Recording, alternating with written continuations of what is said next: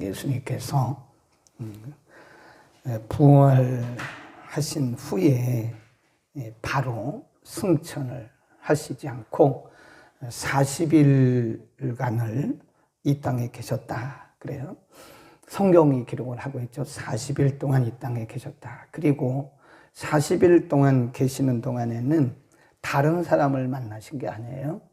다른 곳에서 사역하신 기록이 없어요. 예수님은 오직 제자들에게 나타나셨어요. 오늘 본문에 보면 14절 끝에 세 번째, 그래서 세 번째, 부활하신 후에 세 번째 제자들에게 나타나셨다.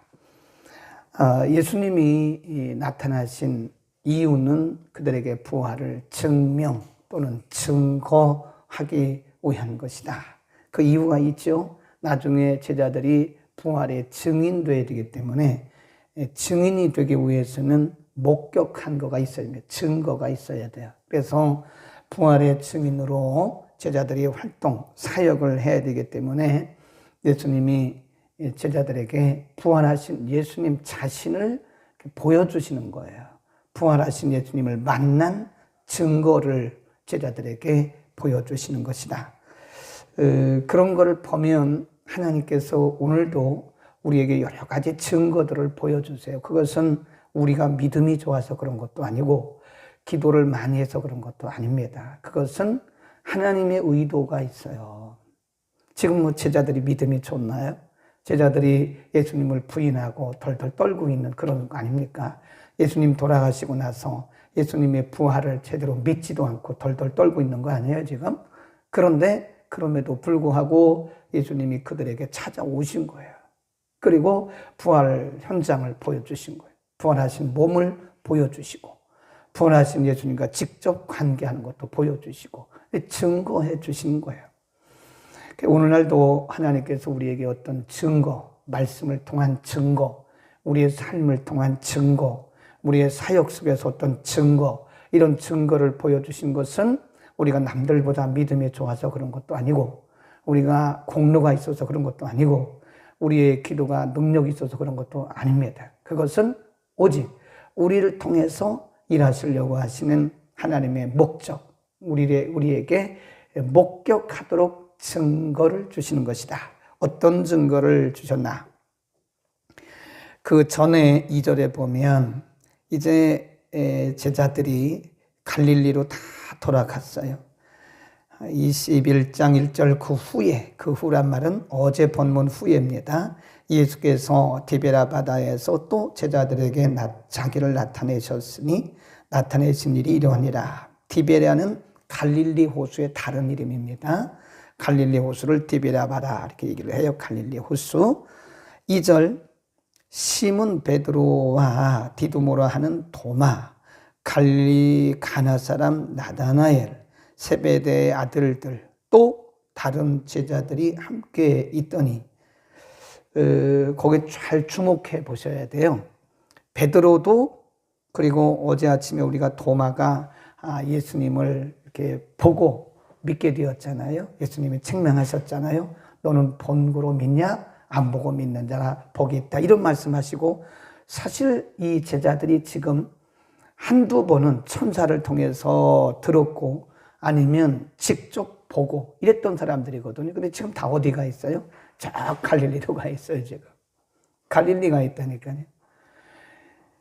현장을 목격한 곳은 예루살렘이었어요. 부활하신 예수님이 오셔서 그들에게 부활의 증거를 보여주셨던 곳이 저 아래 예루살렘이거든요. 근데 이 사람들 지금 다 자기 고향으로 돌아갔어요. 자기 고향에 돌아가서 뭐 했냐면 원래 자기의 직업으로 돌아간 거예요. 원래 모습으로 돌아간 거예요. 예. 잘 보셔야 돼요. 2절 시몬 베드로 또 도마 갈릴리 사람 나다나엘 세베대 아들들 또 다른 제자 거의죠. 12명 중에 거의가 지금 갈릴리 출신인데 갈릴리로 다 자기의 고향으로 돌아간 거예요. 3절 시몬 베드로가 나는 물고기 잡으러 가노라. 원래 어부였으니까 나는 물고기 잡으러 가노라 하며 저희가 우리도 함께 가겠다 하고 나가서 배에 올랐으나 이 밤에 아무것도 잡지 못하였다. 이 내용이 누가복음 5장에 한번 기록되어 있는데 그 시간과 그리고 상황이 전혀 다릅니다. 누가복음 5장에도 예수님께서 지나가시다가 제자들이, 그때는 제자가 아니었죠, 베드로, 야고보 이런 친구들이 어부로서 그물을 던지고 있을 때 예수님이 그들에게 고기를 잡았나? 못 잡았습니다. 그러니까 배를 더 깊은 데로 가서 끌고 가서 그물을 내려라. 그거는 지금 제자로 부르시는 과정이 있었던 건 누가복음 5장입니다. 오해 착각하면 안 돼요. 누가복음 5장은 제자를 부르시는 과정에서 있었던 일이고, 요거는 지금 예수님이 부활하신 이후에 일어났던 일이에요. 장소는 같아요. 갈릴리 호수.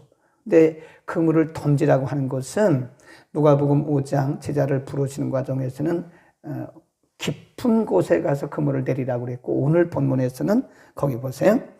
아무것도 잡지 못했어요. 그런데 4절에 날이 새어갈 때 예수께서 바닷가에 서셨으니 제자들이 예수신 줄 알지 못하는지라. 예수께서 이르시되 얘들아 너희에게 고기가 있느냐 대답하되 없나이다. 가라사대 그물을 배 오른편에 던지라. 그리하면 얻으리라 하신대 이에 던졌더니 고기가 많아 그물을 들 수가 없었더라. 11절에 보면 그 물고기 수가 큰 고기가 153마리라 그랬어요. 조금 다릅니다. 누가복음하고는 약간 그 시간적 차이가 있는 것을 기억하시고요. 어쨌든 지금 이 제자들이 왜 다시 본래 직업으로 돌아갔나? 낙심해서 그런 거예요. 낙심하고 실망해서 원래 직업으로 원래 이 사람들은 예수님의 제자로 원래 자연인이었고 어부였는데 부름받아가지고 예수님께서 3년 반 동안 제자 훈련 받았잖아요. 그리고 예수님이 그들을 사도로 부르신 사람들이라고요. 근데 이 사람들은 지금 다시 갈릴리 원래 자기의 고향에 돌아가가지고 업으로 돌아간 거예요. 업으로 말하자면. 근데 예수님 거기 오신 거예요. 거기 오셔서 지금 그들에게 말씀하기를 그물을 배 오른편에 던지라. 밤이 맞도록 잡았는데 한 마리도 못 잡았어요. 배를 그 그물을 배 오른편에 던져라. 그대로 했더니 153마리 큰 물고기. 근데 그 고기가 얼마나 많이 잡혔는지 그 그물이 찢어져야 되는데 그물도 안 찢어져요. 그 육지로 가져온 그 장면이 오늘 본문에 기록이 되고 있는데, 이 말씀을 왜 사도 요한이 기록했고 예수님이 왜 그 자리에 가셨는가? 부활하신 예수님이 3년 동안 헛수고하신 게 아니에요. 우리가 얼른 생각하면 3년에서 3년 반 동안 훈련받은 제자들이 예수님 안 계시니까 부활하신 후에 낙심해가지고 다시 제 고향으로 돌아간 거 아니에요? 실망해가지고 원위치 한 거예요. 지금 제자리로 돌아간 거예요. 그러면 우리가 일반적으로 생각할 때 예수님 헛수고하셨구나.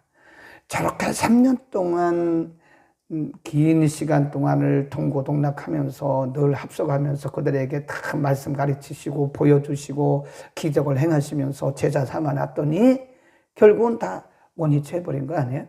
언뜻 보면 그게 헛수고 같은데 헛수고가 아니라는 거예요. 지금 잠시 동안 제자들이 낙심했기 때문에 절망한 상태에서 그렇게 돌아가 있는 거지, 그들 속에 있는 잠재력을 예수님은 보고 계시는 거예요. 그들 속에 그때 잊어버리고 때로는 엉뚱한 말도 한 것 같지만 사실은 그 은혜, 그 말씀들이 그들 심령 속에 다 잠재되어 있어요. 잠복되어 있는 거예요. 쌓여져 있는 거예요.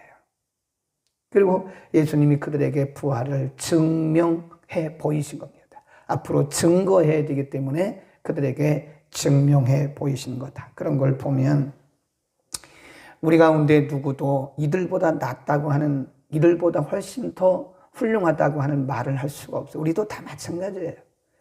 우리도 낙심하면 이렇게 됩니다. 우리도 열심히 하다가 우리도 뭐 간증거리 많잖아요. 가끔 보면 뭐 간증거리하고 그랬던 사람들이 어느 상황에 딱 닥치니까요, 절망해가지고 그냥 터진 풍선처럼 아주 쪼그라들더라고. 근데 그걸 보고, 그런 현상을 보고 우리가 정죄하면 안 돼요. 그들 속에 여전히 하나님의 은혜가 잠복되어 있고요. 지금 남아 있어요. 그때 우리 주님이 오셔서 우리에게 용기를 주시고 다시 한번 증명해 주시고 증거를 주시는 겁니다. 우리는 다 똑같은 사람들이에요. 다 거기서 거기입니다. 뭐 별반 차이가 없어요. 믿음이 대단한 것 같지만 그렇게 대단한 것도 아니고요. 믿음이 또 없는 것 같지만 그렇게 없는 것도 아니에요. 그러니까 중요한 것은 이렇게 낙심해 있는 제자들에게 예수님이 오셔서 다시 용기를 주시면서 증거를 해 주신 거다. 그 예수님의 배려입니다. 하나님이 오늘날도 우리에게 이렇게 끊임없이 배려해 주시는 겁니다. 다시 이렇게 세우시. 지금 낙심해가지고 이렇게 넘어져 있는 상태, 제자들이 이렇게 넘어져 있는 상태입니다. 3년이 넘도록 제자 훈련을 받고도 예수님 안 계신 세상에서 이렇게 일시적으로 넘어져 있는데 이들을 다시 이렇게 세워주시는 거예요. 다시 이렇게 세우시고 이들에게 성령의 능력을 부으시고 현장으로 파송하시는 것을 우리가 볼 수 있는 것이다. 회복하시는 은혜. 하나님은 끊임없이 우리 실망하고 낙심하고 또 넘어져 있는 우리들을 다시 회복시키시고 세워주시는 하나님, 좋으신 하나님, 배려해 주시는 하나님입니다. 아멘. 그들을 찾아가셨어요. 낙심에서 원래 자기의 고향으로, 자기의 직업으로 다시 돌아갔다니까요. 예수님이 그들을 버려두신 게 아니라, 방치하신 것이 아니라 그들을 찾아가셔서 그들을 일으켜 세우신 거예요. 그 현장에서 예수님의 말씀 듣고 그물을 던졌더니 그물이 찢어질 만큼 153마리나 되는 큰 물고기를 잡고 나서 이들은 예수님에 대한 확신을 다시 갖게 된 거예요. 그리고 오순절날 성령이 임하시고 이들이 이 상황을, 이런 자신들이 목도했던 이런 상황을 목숨 걸고 전한 겁니다. 아멘. 그겁니다. 우리에게 하나님께서 배려해 주시고 그럼에도 불구하고 우리를 정죄하시거나 우리를 던져버리신 것이 아니라 우리에게 꾸준히 용기 주시고 우리를 세워주셔서 우리를 복음의 증인으로 삼으신다는 사실을 믿기를 바랍니다. 제자들은 이 사건을 통해서 밤에맞도록 물고기를 잡았지만 못 잡았어요. 예수님이 오셨어요. 날이 새어갈 때쯤 오셨다가 말은 이 사람들이 밤이 맞도록 그물을 던졌다는 거예요. 밤이 맞도록, 밤새도록. 이분들의, 이 제자들의, 거기 이름 나오는 이 제자들의 전직이 뭐예요? 어부입니다. 갈릴리 호수에 대해서는 너무나 잘 아는 사람들이에요. 경험이 많아요. 상식이 많아요. 그런데도 헛수고했어요. 예수님이 새벽에 오셔서 그 새벽은 고기 잡히는 시간이 아니라니까요. 그런데도 예수님의 말씀에 순종해서 그물을 던졌을 때 이렇게 많은, 여기서 뭘 말씀하려고 할까요? 인간의 실수, 인간의 경험을 초월하시는 예수 그리스도의 능력을 말씀하고 있는 거예요. 그러니까 지금 제자들에게 예수님 뭘 암시하고 있는 거예요? 너희 경험을 믿지 마. 너희 상식을 믿지 마. 그런 거 아닙니까? 너희 상식대로, 너희 경험대로 안 됐지만 내가 함께하면 된다고 하는 거를 지금 제자들에게 보여주시면서 용기를 주고 계신다. 아멘. 우리는 우리의 상식과 우리의 경험을 초월해서 넘어서 일하시는 우리의 주님을 생각해야 됩니다. 그래서 우리가 정말 하나님을 잘 섬기고 믿음을 잘 가지려면요, 우리의 경험도 내려놔야 돼. 우리의 상식도 내려놔야 돼. 자꾸 우리의 경험과 상식을 가지고 신앙생활 하려고 하면 계속 부딪혀요. 본인 스스로 부딪혀요. 그리고 하나님이 그 산 능력을 경험을 할 수가 없는 거예요. 그거 가지고는 될 수도 없어요. 우리가 주의 일을 해도 내 경험으로 하려고 하면 계속 우리는 실망해야 됩니다. 그래서 지금 제자들이 그걸 다 내려놓은 상태에서 예수님께서 다시 말씀하시고 오셔서 증거를 보여주신 것은 너희의 힘으로는 안 되지만, 너희의 경험으로는 안 되지만, 너희가 평생의 어부였지만 안 됐잖아. 그러나 내 말대로 하니까 되잖아. 이걸 보여주신 거예요. 우리의 경험과 우리의 상식을 넘어서 역사하시는 하나님을 우리가 꼭 믿기를 바랍니다. 그 다음에 거기 보세요. 이제 고기를 잡아왔잖아요.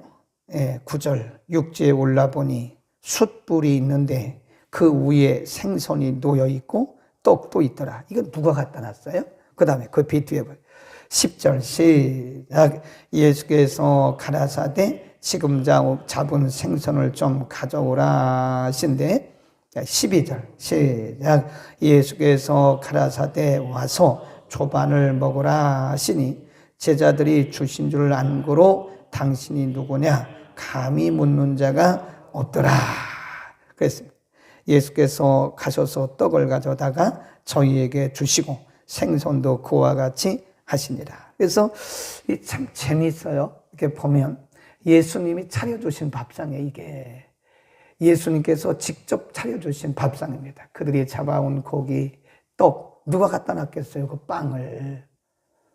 그 예수님이 부활하신 예수님이 세 번째 제자들에게 오셔서 낙심해서 자기 고향으로 돌아가 버리고 사명을 던져버린 사람들 아닙니까 지금? 응? 예수님 분명히 예루살렘을 떠나지 말고 약속하신 성령을 기다리라고 그랬잖아요. 그런데 자기 고향으로 지금 가버린 거 아니에요? 사명을 던져버린 거 아니에요? 3년이나 제자 훈련 받고도 사명 던져버리고 고향으로 가버린 제자들 아니에요? 그런데도 예수님이 거기에 찾아오신 거예요. 거기 찾아오셔서 그들에게 물고기를 잡는 그 기적을 보여주시고 또 그들이 잡아온 그 생선, 예수님이 준비해 오신 떡, 그걸 가지고 아침상을 예수님이 차려주신 거예요. 그리고 와서 말씀하시기를 와서 조반을 먹어라. 그 예수님이 차려주신 밥상이라니까요. 네. 참 예수님께서 부활하신 예수님께서 제자들을 왜 이렇게 배려하셨는가? 그것은 아까도 말씀드린 것처럼 제자들이 앞으로 부활의 증인되기 때문에 증인되어야 되기 때문에 그런 거예요. 사실 오늘도 우리가 오늘날도요 예수님이 차려주신 그 밥상 먹고 살아가는 거예요. 은혜의 밥상, 은혜의 밥상. 우리가 생각하지도 못했던 그런 일들이 우리 가운데 많이 나타나잖아요. 그 은혜의 밥상이라고 써놓으세요. 은혜의 밥상. 예수님께서 제자들에게 밥상을 차려주신 것처럼 은혜로운 밥상을 차려주신 것처럼 하나님은 오늘날도 우리에게 생각하지도 상상하지도 못했던 그런 은혜의 밥상들을 차려주시는 거예요. 아멘. 가만히 보면 거기 우리가 생각하지도 못했던 것들이 그 은혜의 밥상 하나씩 하나씩 올라온다고요. 그건 절대로 우리가 잘해서 그런 게 아니에요. 절대로 우리가 남들보다 믿음이 좋고 뭐 기도 많이 하고 능력이 있어서 절대 그런 게 아니에요. 거기에는 분명히 하나님의 의도가 있는 겁니다. 하나님께서 은혜의 밥상을 차려주실 때는 우리에게 은혜의 밥상을 차려주실 때는 우리의 공로 이런 게 아니에요. 그분의 의도가 있어요. 우리를 통해서 일하시려고 하는 그분의 의도가 있습니다. 뭐 하라는 거죠? 증인들하는 거예요. 증인들하는 거예요. 그러니까 가만히 생각해 보자고요. 하나님이 우리에게 은혜의 밥상을 차려준 적이 한두 번입니까? 생각해 보자고요. 네. 집에 계신 분도 생각해 보세요. 하나님이 우리에게 은혜의 밥상을 차려준 적이 한두 번이냐고요. 하나님이 때를 따라서 우리에게 꼭 필요할 때마다 우리가 생각하지도 못했던 그런 은혜의 밥상들을 차려주시는데 가만히 생각해 보면 그 이유가 있다. 왜 하나님이 그렇게 하셨을까? 그것은 우리의 공로도 아니고 우리의 의도 아니고 우리의 믿음 좋은 것도 아니에요. 그분이 우리를 통해서 뭔가 하시려고 했던 미션이 그 안에 들어있고 사명이 그 안에 들어있고 근데 우리는 밥만 먹고 말아버린다고. 밥을 먹었으면 밥값을 하라고 제가 늘 그러잖아요. 밥값도 못하고 살 때 많아요, 우리가. 밥을 먹었으면 밥값을 해야죠. 그 농담 같지만 굉장히 의미가 있어요. 하나님 우리에게 밥을 먹여주셨는데 밥값은 해야 될 거 아니에요? 그래서 옛날 우리 어른들이 충청도에서 들어보면 어른들이 저 밥충이 그런 얘기 많이 들었어요. 밥만 축내고 일도 안 하고 그런 사람이 있어요. 시골에서 보면. 그러면 어른들이 뭐라면 저 밥충이라고. 이 충자가 벌레 충자예요. 밥벌레. 밥만 축내는 밥벌레라는 거예요. 하나님이 우리에게 은혜의 밥상을 주실 때는 하나님을 위해서 뭔가 미션을 주신 거예요. 증거하라는 거예요. 증인되라는 거예요. 주님을 위해서, 복음을 위해서, 하나님의 영광을 위해서 뭔가 드러내라는 겁니다. 그러니까 큰 밥만 먹고 살만 디룩디룩 쪄가지고 비대증에 걸려가지고 그게 뭡니까 그게. 제가 늘 그러잖아요. 많은 분들이 계속 은혜만 달라고 그래요. 제가 볼 때 이미 받은 은혜도 엄청납니다. 그 은혜를 가지고 뭔가 열매를 맺을 생각을 해야지. 에? 그렇죠? 나가서 하나님이 주신 은혜를 가지고 뭔가 복음의 진보와 하나님의 영광과 하나님 나라 확장을 위해서 열매를 맺을 생각을 해야지. 계속 은혜만 달라고 그러면 뭐랍니까? 하나님 은혜 주옵소서. 이미 은혜 주셨다니까요. 이미 우리에게 주신 은혜가 넘쳐난다니까요. 아니 그건 발견도 못하면서 계속 은혜 달라고 그러면 어떡해요. 이제는 우리가 열매를 맺을 때가 됐어요.